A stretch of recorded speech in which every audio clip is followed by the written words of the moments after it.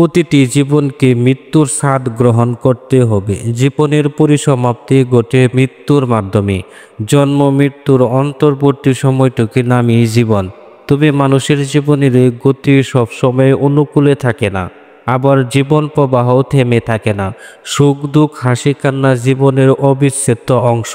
এসব ছাড়া জীবন হতে পারে না। মূলত এসবেরও সংমিশ্রণ জীবনটাকে উপভোগ্য করে। মানুষের জীবন সামান্য কদিনের হলেও অমূল্য। হয়তো এর জন্য পথ চলার হুচট আর ব্যথাগুলোর চোখ আঙ্গুল দিয়ে বুঝিয়ে দেয় জীবনের মূল্য। শিক্ষা দেয় আঘাতগুলোকে শক্তিতে পরিণত করে ত্যাগী উদ্যমী হতে। জগতে যারা বড় হয়েছে তাদের প্রায় সবাই জন্মের পর থেকে বড় হওয়া আগ পর্যন্ত দুঃখ কষ্টের সঙ্গে দিয়েই বড় হয়েছেন। অতঃপর সুখ সমৃদ্ধিতে অবগ্রহণ করেছেন। আজন্ম দুধ কলা লালিত পালিত জগতে সম্মান খ্যাতি অর্জন করেছেন। এরূপ মানুষের সংখ্যা ধরণীতে তেমন একটা নেই।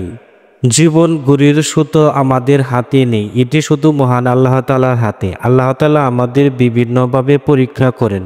সেসব ক্ষেত্রে ধৈর্য হারা না হয়ে সবার সঙ্গে ঈমান ও তাকবীরের উপর অটল অবিচল থেকে সুপথে অগ্রসর হওয়া আমাদের কাজ ও কর্তব্য।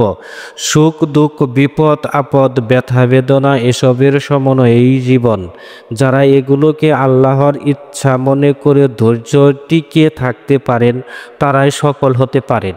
ধৈর্য অনেক কঠিন একটি জিনিস, যার ফলও বেশ সুস্বাদু অসাধারণ। মহান প্রভুর ভাষায়, নিশ্চয় আল্লাহর ধৈর্যশীলদের সঙ্গে রয়েছেন। হযরত মুহাম্মদ সাল্লাল্লাহু আলাইহি সাল্লামের কথা, ধৈর্যের চেয়ে উত্তম ও ব্যাপকতার কল্যাণ কাউকে দেওয়া হয়নি। সহিহ বুখারী ও মুসলিম।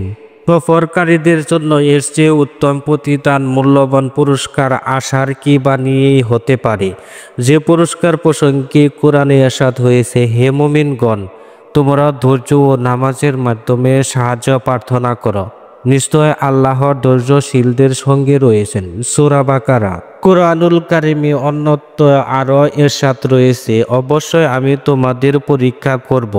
কিছুটা ভয়, ক্ষুধা, মাল এবং জানের ক্ষতি, ফল ফসল বিনষ্টর মাধ্যমে। তবে সুসংবাদ দাও সফরকারীদের, যখন তারা বিপদে পতিত হয় তখন বলে, নিশ্চয় আমরা সবাই আল্লাহর জন্য এবং আমরা সবাই তারই সান্নিধ্যে ফিরে যাব। তারা যে সমস্ত লোক, তাদের প্রতি আল্লাহর অপরন্ত অনুগ্রহ ও রহমত রয়েছে এবং এসব লোকই হেদায়েত প্রাপ্ত হবেন। সূরা বাকারা। মহান আল্লাহ তাআলা আমাদেরকে ধৈর্য ধারণ করার জন্য তৌফিক দান করুন। আমিন।